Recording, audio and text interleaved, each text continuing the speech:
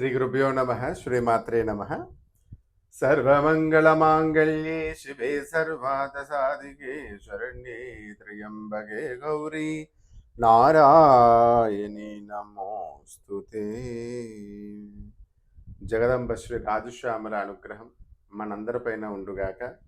శ్రావణ మాసంలో శ్రీ వరమహాలక్ష్మి యొక్క వ్రతానికి కావలసినటువంటి విధానం మనం తెలుసుకుందాం. శ్రావణ మాసంలో పౌర్ణానికి ముందు వచ్చేటటువంటి వరలక్ష్మీదేవి వ్రతం వల్ల సకల ఐశ్వర్యములను, విద్యా బుద్ధి జ్ఞానమును ప్రసాదించేటటువంటి ఆ మహాలక్ష్మి అనుగ్రహం ఉంటేనే ప్రపంచం ముందుకు నడుస్తుంది.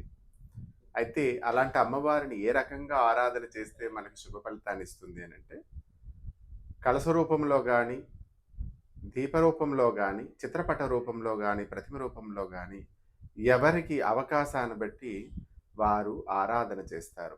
అందువల్ల ఈ రోజున కలశంలో ఏమేమి వేస్తే మంచిది జరుగుతుంది, కొంతమంది తెలుసో తెలియక చిన్న చిన్న పొరపాట్లు చేస్తారు. వాళ్ళకి క్లియర్గా ఉండడం గురించి కలశారాధన సింపుల్గా ఎలా ఆరాధన చేసుకోవాలి అనేది ఈరోజు మనం చూద్దాం. అయితే అమ్మవారి ప్రతిమ విగ్రహానికి ముందు ఒక అరిటాకుని ఇలా సిద్ధపరచుకొని, తూర్పు ముఖంగా కానీ ఉత్తర ముఖంగా కానీ ఒక అరిటాకును వేసుకొని, ఇలా బియ్యాన్ని ఆ అరిటాకు పైన ఒక ప్లేట్తో అమర్చి, దానిపైన కలశంలో ఇక్కడ వరకు కూడా వాటర్ వేసుకోవాలమ్మా. అందరూ కూడా ఇలా పెడుతున్నప్పుడు కూడా ఏ ఆలోచన మైండ్లో లేకుండా కేవలం భగవతి యొక్క ధ్యానస్థితిలో మనం ఉన్నట్లయితే అంతా కూడా మంత్రమయం అవుతుంది. ఓం సర్వమంగళ మాంగళ్యే శివే సర్వార్థసాధికే శరణ్యే త్ర్యంబకే గౌరీ నారాయణి నమోస్తుతే శ్రీ మహాలక్ష్మీ పరాదేవతాయే నమః. ఇలా మనం ఈ మహాలక్ష్మిని స్మరిస్తూ కూడా ఇందులో వాటర్ నింపుకున్నాం. తర్వాత సుగంధ ద్రవ్యాలన్నీ కూడా మనం అందులో వేయాలి. ముందుగా పచ్చకర్పూరాన్ని ఇందులో వేసుకోవాలి. తర్వాత జాజికాయ, జాపత్రి, ఇలా సుగంధ ద్రవ్యాలన్నీ పొడి చేసుకున్నటువంటిది ఇందులో మనం వేసుకోవాలి. తర్వాత ఒక బంగారపు నాణ్యాన్ని, సిల్వర్ నాణ్యాన్ని, అలాగే కాపర్ కలిగినటువంటి నాణ్యాన్ని కూడా ఇందులో వేసుకోవాలి. నిమ్మకాయను కూడా మనం ఇందులో వేసుకోవాలి. తర్వాత పుష్పాలు వేసుకొని, అక్షతలు, తర్వాత గంధాన్ని కూడా మనం వేసుకోవాలి. వేసుకున్న తర్వాత చక్కగా మామిడి కొమ్మలన్నీ కూడా మంచిగా అమర్చుకొని, ఇలా మామిడి కొమ్మల్ని ఇలా పెట్టుకోవాలి. మామిడి కొమ్మలు అయిపోయిన తర్వాత ఒక కొబ్బరికాయని ఇందుపై పెట్టి,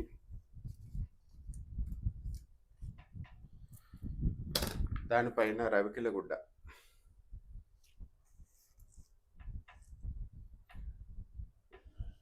ఇక్కడికి కలశం పూర్తయింది.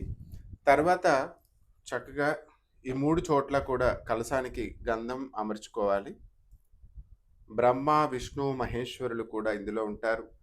మనం ఏ యజ్ఞం చేసినా, యాగం చేసినా, ఏ వ్రతం చేసినా కూడా కలశం అంటే జలంలోకి సర్వదేవతా చైతన్య మూర్తులు కూడా ఆవాహన చేస్తారు కనుక ఏ పూజలోనైనా కలశం ప్రమాణంగా చూపబడుతుంది. ఎందుకంటే మనకు శుద్ధి చేసింది ఒకటి అగ్ని, ఒకటి జలం కనుక ఆ జలంలోకే ఒక కుంభరూపంలోని మనం ఆవాహన చేసుకొని చక్కగా 3 వైపులా కూడా ఇలా గంధం బొట్టు పెట్టుకొని, అలాగే రవికిల గుడ్డపై కూడా ఒక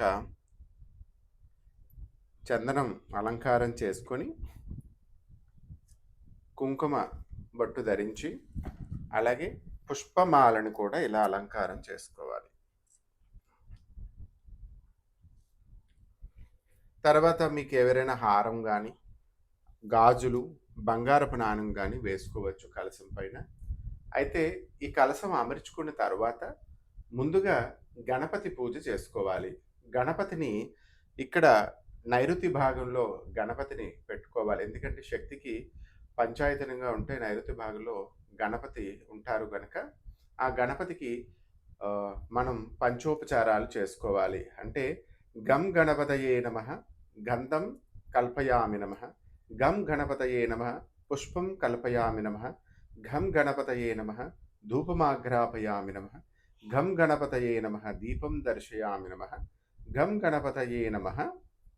నైవేద్యం సమర్పయామి నమః అని చెప్పేసి గణపతికి ఉపచారాలన్నీ కూడా అయిన తర్వాత కలశానికి ఇందులో వేసేటటువంటి సుగంధద్రవ్యాలన్నీ కూడా మనం ఆల్రెడీ వేసుకున్నాం కనుక శ్రీ మహాలక్ష్మి అమ్మవారిని ఆరాధన ఇందులో షోడశోపచారాలుగా ఆవాహన చేసుకొని అమ్మవారిని భక్తి శ్రద్ధలతో మీరందరూ కూడా ఆరాధన చెయ్యండి.